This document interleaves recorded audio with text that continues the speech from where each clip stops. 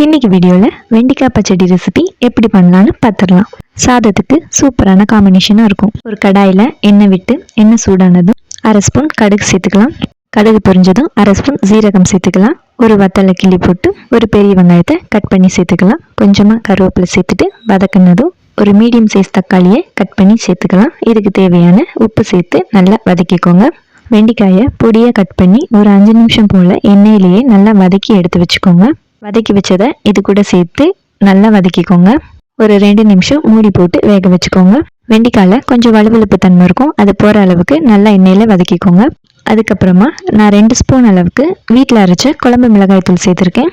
சேர்த்து நல்லா வதக்குனதும் கொஞ்சமாக தண்ணி சேர்த்து வதக்கிக்கோங்க.